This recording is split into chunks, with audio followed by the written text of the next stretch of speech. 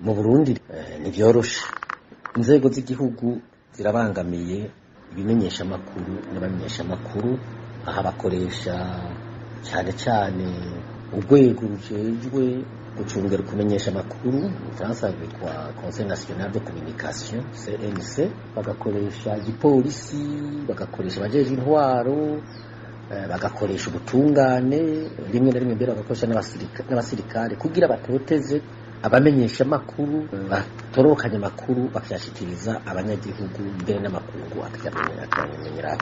Barabangamiwe, baricwa, barapfungwa, baranyuruzwa, eka n'amabi menshi, bakagirirwa nabi, ugasanga barafatwa bimwe bita prise en otage, bagatotezwa bimwe biteye ubwoba kubera baba batorokanye amakuru bakayashikiriza abanyagihugu uko ameze.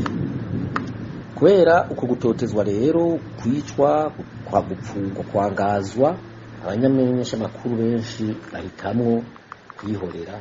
Bivuga ndabizi kuko hariho amaradiyo amwe jewe bahora mpa ikiganiro muga akavuga ati yego uradaha ikiganiro muga duhe ibyo tuza gucisha kw'iradiyo cyangwa kuri televiziyo. na icyo ndababwira nti ntibishoboka, byo nabahaye n'ibyo nyene n'ibyo nemera, mukaba mubona bidashoboka nimureke kubishirako, kandi navyo bashira ku Barundi z'amakosa yabo. Rero ndiko ndavuga ndabizi umenyesha makuru nta bubasha, nta burenganzira bafise bwo gushikiriza amakuru ko bayatororokanije.